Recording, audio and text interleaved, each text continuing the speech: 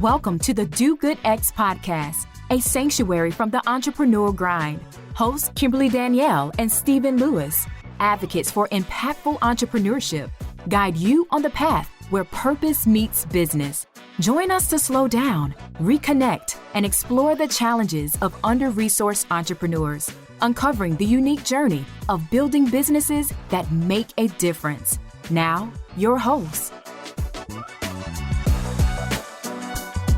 Hello, everyone. Welcome to the Do Good X podcast. My name is Kimberly Danielle, and I am your co-host. I am also a communication strategist, a coach, and community builder. And I come from generations of entrepreneurs, faith-driven entrepreneurs, and leaders who believe that our purpose should be driven by contributing to the common good. And I am so happy that you have joined us here today. I'm glad that you are here today with me, Stephen, to dive into this conversation with our guest. Kimberly, it's good to be with you. I am Stephen Lewis, and I am a catalyst for positive change in communities and in business. For over 2 decades, I've been working with faith leaders, entrepreneurs, to help them live and lead on purpose. And I am excited for this conversation today, Kimberly. So who do we have with us today? Well, today we have Jermail Shelton. And I would say, Jermail, I always tell him that I want him to be my hype man, my hype person that I have with me all the time.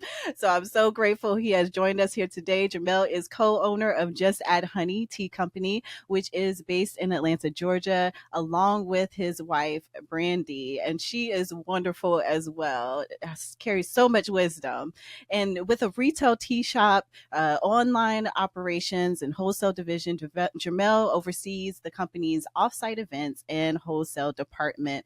And Jermail's approach to life has always been to find ways to be of service to family, to friends, to customers, and build relationships one conversation at a time. It reminds me also of what Brandi previously said around Just Add Honey. And I think this is embodied in just the way that Jermail carries himself, which is that Just Add Honey, it's about building community over a cup of tea and connecting with one another. Jermail is a firm believer in the practice of self-care and believes it's more about being intentional versus just spending a lot of money. And with his deep love for people and the community, he lives by the term Ubuntu, which if you've listened to our podcast episodes previously, we have mentioned Ubuntu before. And it means I am because we are. He has a strong desire to empower people to believe in their wildest dreams and goals while standing up to their internal fears and to their self-doubts. We have the gift of having Jermail be a mentor for Do Good X. And he comes with wisdom, he comes with insight, he comes with vibrant energy, and really believing in supporting entrepreneurs and really inspiring entrepreneurs who are journeying in that world. So we are glad to have you here with us today, Jermail. Thank you for taking the space and time. I know it was a bit challenging to get this on the calendar between all of the business things, all of the family and life things. So we are grateful that you created the time to be with us. Thank you for having me. And Kimberly, you talk about hype person, man. I need to just kind of bottle up what you just said and have it out when I'm feeling bad. So thank you all for the invitation. Thank you for the support that you all provided for my wife and I over the years. It has definitely been a relationship that has turned from business to family. So I'm honored to be a part and share anything that I think we feel the listeners may take and run with. It's great to have you with us. So let's jump right in. You know, after you married your life partner, Brandi, you also became her business partner and co-owner of Just Add Honey. So what led you to pursue the entrepreneurial journey and specifically to go into business with your wife as your business partner? Well, honestly, at the time, Stephen, I kind of felt like there was really no other option. Prior to Just Add Honey, I was a new home sales agent. So I was in real estate from 2001 to 2009. For those that are old enough to know what happened in 2008, 2009, the recession hit big time. And it really, for me, it caused a situation where I not only can I not sell real estate, I mean, a whole industry had essentially collapsed. during that same time, Brandi had this passion for brewing teas for friends and family, nothing really serious, but I started doing my own personal research on loose leaf tea. And she's already had a just kind of knack for creating just beautiful recipes. And I started really looking at the business aspect of it, like, man, this loose leaf tea thing, it's really starting to catch a buzz, especially here in the States. So the plan was initially, we had a few dollars saved up, and we were like, let's give this a year. Let's see how it will work as far as us being business partners. And a year now has turned into 12 years now, 12, 13 years, a little bit longer than that, actually. So that was really kind of the start. Brandi has always had a love for tea. Growing up, that was her thing. I've always enjoyed kind of the sales process. I don't even call it a sales process. I enjoy learning about people. I'm definitely a people's person.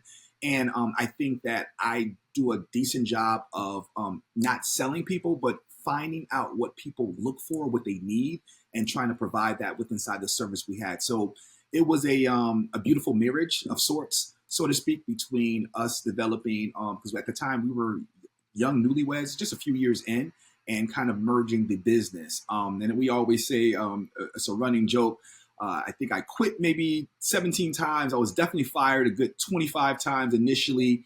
And I think Brandi and I, we had to kind of find our space and realize that too many chiefs inside the kitchen is not a good thing. And that's when we decided to kind of separate, divide and conquer. And that's when we kind of laid out specific roles based off of our strengths and not us doing everything collectively. It's definitely been a journey.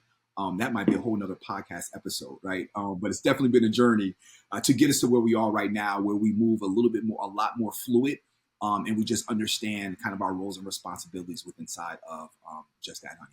It's very admirable because a lot of people struggle to find a good co-founder, a good co-owner of their business to be able to run their business from a healthy place and to have a healthy relationship and dynamic and have tough conversations and be able to move forward from it. So it's admirable that you and Brandi not only are able and have been able to maintain your relationship, your marriage, but also the business at the same time and navigate those different spaces. So kudos to both of you on that. Oh, it's been a journey. I'm sure It's definitely been a journey. I'm sure it is not all sunshine and roses and sunflowers. Well, that being said, there's so many advantages, right? We joke around about, oh my God, I can't believe we're doing this, but there's definitely so many advantages of working, having your business partner as your spouse, because I have such a solid relationship with her. I know days that she may not be, 100%. And same thing with me, right? She understands days that I'm not feeling it. We inside of our household, especially since COVID, the word grace is thrown around a whole lot, right? So we've learned to show each other grace. But I think we're mindful at the end of the day that we are both on the same team. Sometimes we need that friendly reminder, but we're sincerely on the same team. How we arrive at the destination or at the goal sometimes differ depending on where we are in life. But we know ultimately whether I agree or disagree, or maybe I won't even say, maybe not the word is agree or disagree, whether I see Brandi's vision at that moment or not, I can entrust that I know she has Just That Honey as well as the Shelton family in her best interest. And we just sometimes allow the path to kind of unfold, and that it's worked well for both of us. Yeah, that's good. That's powerful. And also what I heard you say earlier is that you all lean into the strengths and your individual strengths and divide and conquer. So that's great. And you said earlier that, here you are 12 years in, and Just That Honey was established, before you chose to partner with Brandi on it. And I believe you all are at almost 20 years. So we started 2005. Wow. So 19 years. 19 years. And 19 years in August. Congratulations on that. So you are closely approaching 20 years. And studies have shown that approximately 20% of new businesses fail during the first 2 years of being open, 45% during the first 5 years, 65% during the first 10 years, and you all have made it to almost 20 years. So I want to hear from you. what have been the ingredients to this long lasting and successful business for you all? Spill the tea. The spill the tea. Um, I think the passion, first and foremost, there's a few things, right? The passion that we have for our product and our service. We're really big on creating a community space. See what I did? A community space. And just not giving up, right? We talk to so many entrepreneurs who, go through the ebb and flows of what it takes to build a successful company, sustainable company. And I think the thing that separates us is the fact that we haven't given up and we're not afraid to pivot. I talked to so many entrepreneurs, especially during that whole COVID phase. It was a heavy test for a lot of entrepreneurs. And there were a lot of entrepreneurs that, for whatever reason, they kind of stuck to their guns with the way the business was working and not realizing, not being mindful that we were in a whole new space and was a little reluctant to pivot. And I think for a lot of entrepreneurs, it cost them. I think for us, though, it has allowed us to kind of grow and not fear change, right? Change is inevitable, it's just life. And we just don't, I won't say we don't care. I'm not fearful of change. I know that part of the process is to fail. And kind of having that in the back of our head, failure is just a part of succeeding. So always keeping that in the back of our head, being quick to pivot when need be. That's, I think, one of the advantages of being a small business or, somewhat of an agile business is having the ability to switch up depending on what our customers needs or just kind of the sign of the times and really just keep going. I think the biggest example of our pivot, our ability to pivot and seeing kind of the fruits of the labor, if you pivot correctly, if there's such a thing, is back when COVID, the store shut down. That the store was our main bread and butter. It still is our main bread and butter. But when it shut down, we were inside the house like, what are we going to do? This is kind of, and to be clear, this Just That Honey feeds our family, right? This takes care of all of our bills. And during that time, Brandi was doing tea blending classes. She's really big on teaching people how to blend tea inside of our storefront. And now that's opened up to a whole nother arm. But prior to COVID, we were doing things specifically inside the store with the tea blending class. And when they were kind of just sitting down, like, how are we going to switch this up? What are we going to do to kind of drum up business? And Brandi had a great idea to move everything online. So inside of our store, we can fit maybe 20 to 25 people for a tea blending class. When we opened it up online, Brandi had the genius idea of creating a tea blending box, of which she was able to ship out to our customers literally across the country. And ordinarily on a Sunday, we only can have 25 people at a tea blending class. Removing it and opening it up to online, literally, I remember at like the highest, I want to say we had like 112 people at one time doing a tea blending class online. And we essentially was able to create a community of tea drinkers through the relationship of Zoom and these tea blending classes, with Just That Honey. So that really was kind of a sign of time. Something else we did was our parties. We do a lot of parties inside of the store, and we were able to create a party gift box. And we were shipping it across seas as well, but across the U.S. And we had the pleasure of seeing young ladies and also a few gentlemen that were sitting down and literally having tea parties virtually online. So those two things, it really opened up so many things for us. A lot of people that were our customers, they happen to work for Google or Microsoft or some of these large corporations. And so the things that individuals were looking for in terms of community within inside that space, we quickly realized that these companies that they work for needed the same thing. So a lot of the customers that work for us, that work with us, they started giving us a call on the side like, hey, I work for XYZ company. We have a group of 45 people and they'll love it. And that really opened up really whole nother several arms of the company. But it goes back to the pivot, not being afraid to try new things and throwing things on a wall and kind of seeing what sticks, right? And if it doesn't work, it doesn't work. Remove it really fast and keep going. I think that has been, when I talk to other entrepreneurs, I think our ability to pivot is is, I won't say impressive, has been one of the leading factors of us being able to survive the last 19 years, quite honestly. So, Jermail, a lot has changed since the pandemic in your business and also the industry of tea drinkers. And so I'm curious about, what does the tea industry look like for Black owners? And what tips do you have for any entrepreneurs who want to start a business in this particular industry? I would say first, use us for wholesale. We get no plan. I'm teasing. So I think the first thing I would say is definitely do your research. A lot has changed as far as supply chains are concerned. That's one thing that we had to deal with. We, slowly but surely, we started increasing our supply loads. When COVID hit, we had to be a lot more intentional and really kind of bite the bullet and invest a lot more in product, because the time frame from it reaching our destination was a lot longer. So that was really, that made us a little nervous, because we were spending a lot of money to make sure that we had the right amount of tea. So first thing is do your research on your market. The first thing I would do, we have a lot of people, and Brandi actually coaches individuals who are interested in creating their own tea company.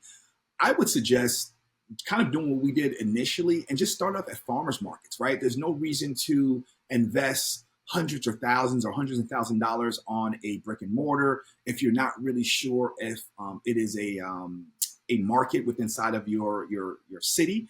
So starting off like our local farmers markets, where they may be $25 to $30 per week, it gives you the opportunity to kind of just test it to see if it's a viable product inside of your area, one. And then two, it also allows you to start building a customer base, right? That's what we did, prior to us moving inside of our first retail space. We operated years off farmers markets, of course, not wholesale, but our online market. But farmers markets really allowed us to see like, oh, there is a need for this particular product or service inside of our city, which is, of course, the city of Atlanta. So doing things like that. I would also tell them to remember why they started. In this business, or any business, as being a small business owner, again, you're going to have ebbs and flows. And there's going to be times when you're just not sure what the end holds, right? So you have to hold on to that why during those moments of uncertainty. And it's almost, this is not me being pessimistic. It's not a matter of if it's gonna, you're gonna go through the ebb and flow, but it's more when, right? So preparing yourself for those moments when things go astray potentially. And I would say also finding communities or finding an ecosystem or plugging into an ecosystem of entrepreneurs. It doesn't necessarily have to be inside the same industry, but just people who understand the journey of what it takes to be an entrepreneur. Atlanta is, I rave and rave about the ecosystem. You all are part of the ecosystem, so you all can attest to this as well. The ecosystem in Atlanta, when it comes to specifically Black-owned businesses, it's something that is really impressive. It's really inviting, and it's one of those things where we all have that mindset of service. How can I be of service, right? Starting off the relationship with how can I help you versus this is what I need, for us has been kind of a winning formula. And I call it this imaginary currency, right? If you're constantly making these deposits into this bank account of relationships, over time, you have the ability to kind of cash in on those things. I have not been the best at cashing in. This year, I've been a little bit more intentional with saying, I need help, right? What things do I need? And really plugging into my ecosystem of entrepreneurs, not even just entrepreneurs, people that are in all different types of business and in corporate America. And that has worked really well for us. But it's one of those things where you can't walk into it with the idea of, I need these people to help. You really have to have a servant mindset with how can I assist us? I say repeatedly, specifically here in Atlanta, we really have everything we need in our village. It's just really up to us to tap in and get the resources that we need. But everything is here. It's up to us to tap into. And I think sometimes as entrepreneurs, we feel that we're on an island or a moat. And what I found, speak from an I perspective, with me, it's most of the times when I'm going through that, it's all in my head, right? I have people that love me. I have people that love my wife and love our brand. And when I have those moments where it's like, what I'm going to do, I feel isolation. I really have a conversation with myself, like, come on, Jamil, you can reach out to somebody, go and meet somebody for lunch and just talk about the things that you're going through. You just never know what advice or who they know that could put you in position to kind of change your attitude, change your mindset, and get you back on the path to success. That's great. What we're going to do now is move into our next segment. And here you will hear insights from entrepreneurs and seasoned guys about the impact that mentorship can have. Now, Jermail has served as a mentor for Do-Good-X Startup Accelerator and is an incredible source of wisdom and a guide to entrepreneurs who are committed to building and scaling their businesses. So with that, I'd like to turn now to a couple of questions to you, Jermail, around mentorship. So what are the ingredients of successful mentor-mentee relationship? I think communication and expectation. One of the things I attempt to do when I'm meeting a mentee is just having a very honest conversation with what they're trying to achieve and the things that I'm able to help them out with, right? And it's one of those things where I always say, if I can't help you out, if I don't know the answer, I feel confident I can reach out to somebody who knows it, right, and allow you to be a part of that ecosystem. So I think first, communicating one another's expectations, I think, is extremely important. I think also showing grace to that mentee, knowing that they may be a first-time entrepreneur, and just kind of remembering our journey through them as we're having very candid conversations about the ups and the downs of entrepreneurship and kind of growing your business. But I think really communication is everything, and just making sure that that I reiterate the feelings and the emotions that come with entrepreneur. It's normal, right? I can't stress that sometimes as entrepreneurs, we feel like we are on an island by ourselves and we're the only ones that are experiencing whatever we're experiencing. So, finding those moments to lean in, this is something that I speak often about, leaning into relationships, right? Instead of when we have those moments, we feel like we have to kind of isolate ourselves out. We are, as humans, we are definitely a communal as human beings, right? So finding those moments to connect with one another when things don't feel the best, and realize that the person to your right, to the left of you, is not that far removed from what you're going through. They may have just gone through it, maybe currently going through it, or it might be something that's on the horizon shortly thereafter. So having those very open lines of communication, I think is really important. I have this thing I call removing your armor. It's more for men, and it's this idea that oftentimes we're walking around in a world with this kind of shield to kind of protect our feelings. But I think that also can apply to entrepreneurs as well, right? No one wants to kind of show our cards, especially when things aren't going as we think it should be going. No one wants to tell someone that, man, I don't know how to make payroll. But the reality is, if we're being honest and candid, that most entrepreneurs have struggled. If you are more than a 1 or 2 person show, a lot of people have struggled from time to time with, making that payroll. It might be, Wednesday evening. We have a lot of stories about that, right? Like it's Wednesday evening, and payroll's doing 2 days. How are we gonna make payroll? Having those honest conversations, I think it's comfort. It's letting you know that you're not the only one that's going through it.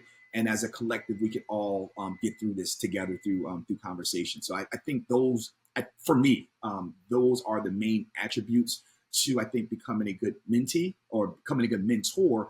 And it's worked well for us. And I think the other thing too, I'm really heavy on mentor. Just as long as I can remember, I've always had a mentor in my life since just early on. Even this is before entrepreneurship, right? So I feel that oftentimes I'm standing on the shoulders of giants. Kind of goes back to that the premise or the idea of Ubuntu, right? We are all here because of someone else.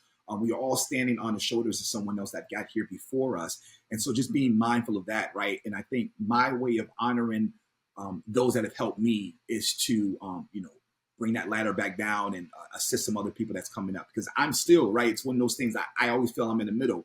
I am always trying to assist people, but I'm always looking up to other people who are above me and whatever, right, and just asking them ideas and things that have worked for them. So I think just keeping that open line again, for me has been very beneficial and has worked in terms of being I think a good mentor. I think I'm a decent mentor. I think you're a good mentor too. And I've heard this feedback from our fellows. And I think also in your response to Stephen's question, your passion and then the energy that you hold around it shows your kind of commitment to being not just a mentor, but a good mentor, because not all mentors are good mentors. So I want to ask you, what drives your desire to mentor? I'm a servant. I've always had a servant mindset. I've always had the mindset of how can I help? How can I be, one more puzzle piece to, things you're trying to solve. I've always been this person. I've been this way prior to entrepreneurship. I love to serve. I love to connect. I feel that I'm a connector. So this is something that's always been in me. And I think it doesn't matter if I'm entrepreneurship, even if I, were to work in somewhere in corporate America, this is who I am. And I think it shows up in different ways because I'm living and breathing kind of this idea, this mindset of servant leadership. Yeah, that's it. I'm a servant. I really am. And it really, I will say that it's something that I'm proud of. I love when we have entrepreneurs who felt they couldn't make it, right? Or felt that this situation is going to destroy the company, and me having a conversation with them and 6 months or a year later, however that time frame is, they come back and be like, Jermail, it was because of that conversation. Oftentimes I talk to so many people and I'm always, or most of the times I'm positive. Oftentimes I'm not sure exactly what was said. I think I just felt at the moment. But to know that my words had enough of an impact to get that person through that day or through that moment, right? That feeling of lost or isolation is makes me proud because I know, again, I've had many moments, Brandi and I've had many moments where we're like, I don't know what we're doing. We got kids, we're trying to put through school. This is not working. What are we doing? And having someone reach out to me or me plugging in and reaching out and just having a brief conversation, how that has changed my thought process and kind of looking through the situation with a different set of lenses has been so beneficial to me. So it's like, how can I not provide the very thing that people have provided to me to kind of keep this boat afloat? I feel that I'm obligated to do so. Again, and it goes back down to the Ubuntu, right? Like we are all here because of someone else, right? We are all interconnected in some form or fashion, and just kind of keeping that positive human spirit is something that I pride myself on sincerely. Thank you. Well, if you are enjoying tuning in, and if you are entrepreneur in this entrepreneurial game and want access to more resources to help build your business for good, we want you to go to dogoodx.org. Here you can find resources and join our DoGoodX LinkedIn community where we share tools and tips and provide entrepreneurs and change makers with a community of support. So come and join us. So now we are going to go on to our segment Off the Cuff. And here are a series of questions for you, Jermail, that we have not provided you with. And we just want you to share what comes off the dome and what comes to mind. You're freestyling right now. Yes. Yeah. So just diving right in. What has been the greatest lesson so far on your entrepreneurial journey? Patience and grace. Being patient with the process because it typically never happens when you think it's going to happen, and showing myself an abundance of grace. Brandi and I, neither one of us come from an entrepreneurial, family or background, so a lot of this we are learning, through experiences. We're learning through making mistakes. So being a little bit kinder to myself, talking to myself a little bit kinder, reminding myself that mistakes are a part of the process, and you're not going to be successful without making them. So I would say, again, patience and abundance of grace. All right. Well, then what is one of your go-to practice or ritual to slow down, to center, and to connect with yourself? It's literally what you just said, Stephen. I find these quiet moments inside of our home early morning. I try to wake up before the kids wake up. I find those moments to just breathe and be. You know, we live in a society, I'm not going to go on a tangent, but we really live in a society that is, it almost feels like it's forcing us to speed up and everything has to happen right now. And if we take these moments to relax and breathe, we almost feel guilty or being bummed or not being that productive.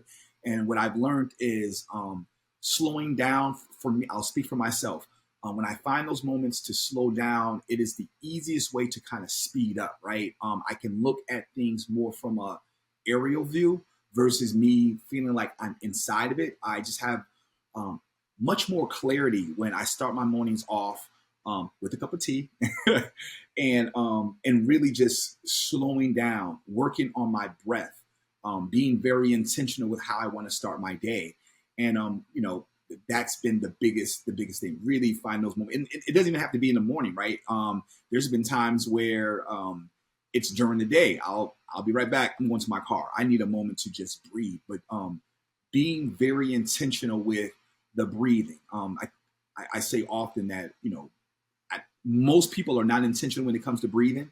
And so we don't breathe properly in terms of, properly inhaling and exhaling, not knowing that that's really God's greatest gift to us to allow us to create balance with inside of our lives. And I found kind of these breathing things, I think on YouTube has been everything to me. It really has. It has reduced my anxiety. It's reduced this idea that I have to do something really fast. It has really allowed me to, again, look at the field more from a blimp view and realize that a lot of these things that kind of go in and out of my head on a day-to-day basis are really just thoughts. Those thoughts are not who I am. Those are literally just thoughts. And oftentimes they come from kind of what happened to the past. But being able to separate true from false internally, I think breathing for me has done a good job at allowing me to kind of separate these things that oftentimes we feel is real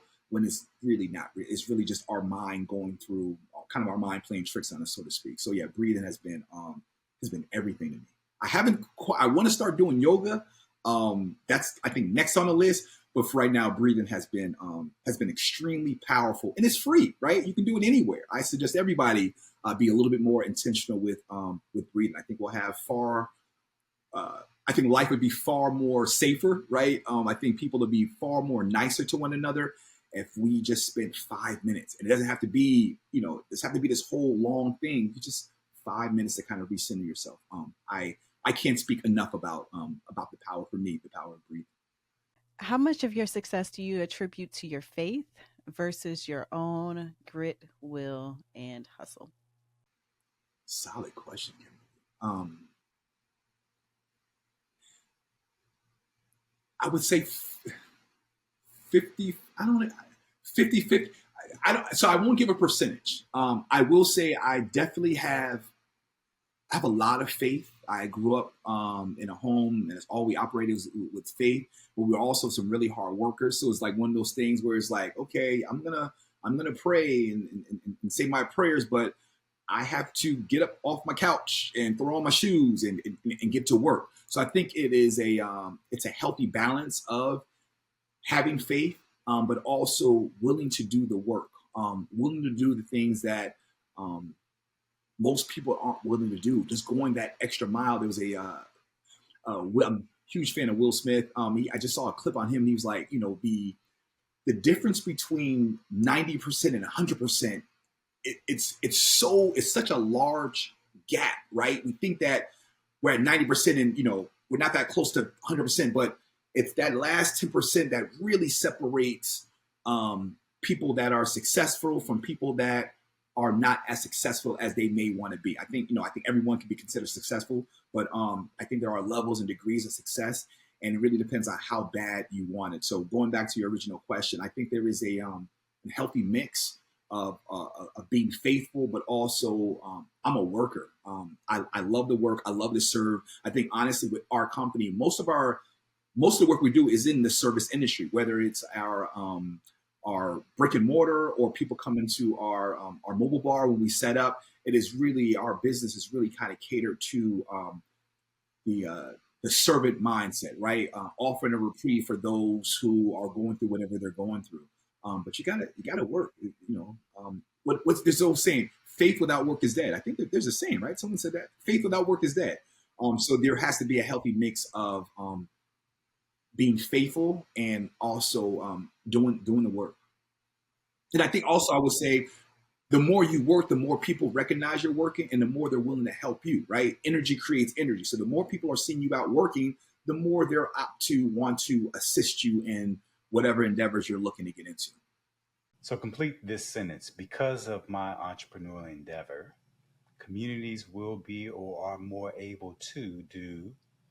More able to live the life they feel they deserve. Reach for dreams they felt at one time was not possible. Create and be a part of a larger ecosystem that can give you more than you can ever wish for. And this is not just in entrepreneurship. This is in entrepreneurship and in life, right? I think that, so I hope that answered your question. Then I'm gonna go on to say that I think sometimes we try to compartmentalize the different version of ourselves, right? So I am a father, I am a husband, I am a business owner. And over the last year and a half, I've really I've been more intentional with kind of breaking down those barriers, right? And allowing my more full self to enter all the spaces. Because the same person you are, when I'm in my home, it's the same person I am when I'm in the work. I'm bringing these attributes, I'm bringing that energy to it. So I've been very intentional with kind of breaking down those barriers and seeing how I could connect more dots without the compartmentalization of I'm this person at this time, right? We are all multi-layered human beings, right? Even you all, right? You all run Do Good X, but I know you have, a lot of other things you have going on.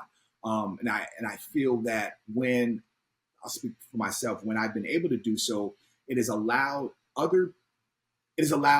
friends and family and associates that I wouldn't suspect that can assist me in other areas of my life, whether that's fathership or, fatherhood or being a good husband. They have allowed me to learn a lot more from them in other areas that I thought would just be boxed into just entrepreneurship. So really breaking down all barriers and all walls.